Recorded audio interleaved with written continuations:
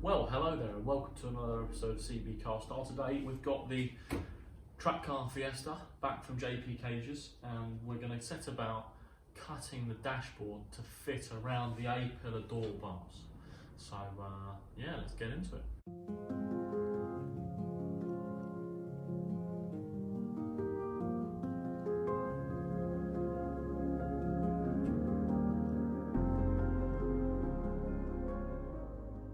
So what we're going to do is we're going to set about removing some of the pieces of interior, such as the clocks and things like that, that I needed so that I could drive this car basically dashless up to go and get it welded. Once those bits are out, I can look at trimming the gaps, the distance between right and left. So I need to measure from here to that bar there, measure the dashboard, work out the distance, the difference in the distance from right to left, cut out a piece so that I can then put the dash in to clear this. So yeah, let's get on that.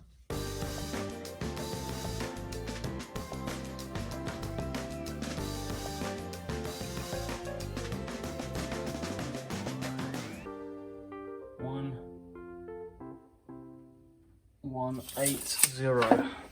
The next thing I need to measure out is the distance from the front to here.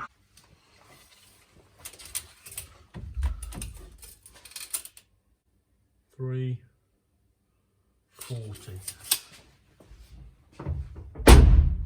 So we know that the difference can only be 180 from right to left at a point of 340 back from the very front side. So I need to mark up a line parallel and then a line parallel where they meet, and that will be where the corner will be, and that's where I'll cut from.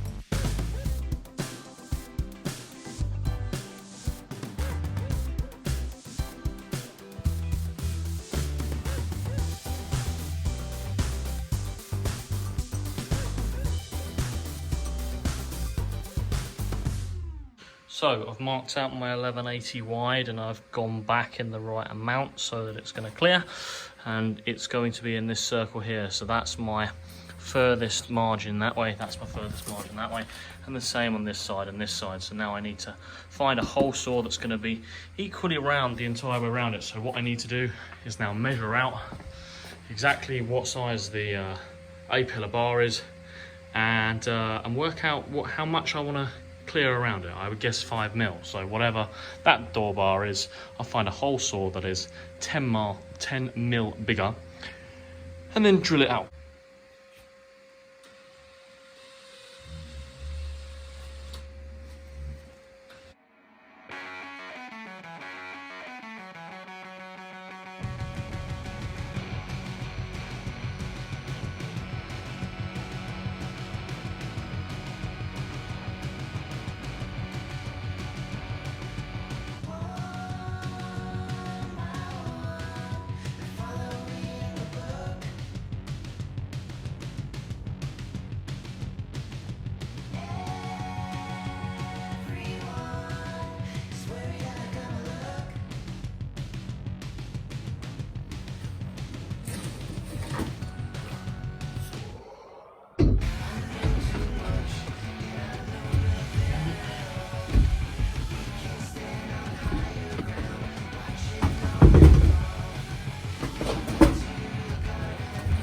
Okay, so there's absolutely no way that I'm going to be getting that in without cutting it in half, unless I pull the windscreen out, which is not going to happen. So dash is coming off.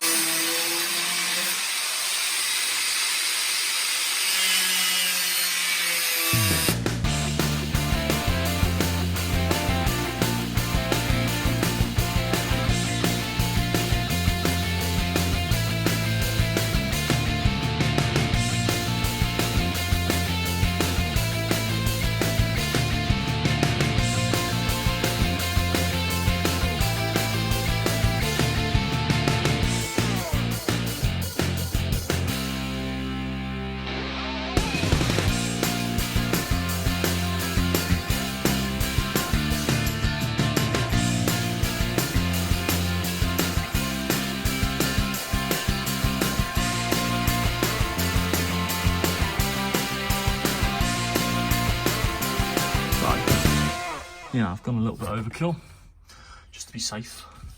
But at least it's the same on both sides. And once it's been, I'm going to flock this dash. So once it's flocked, this will all look nice and neat.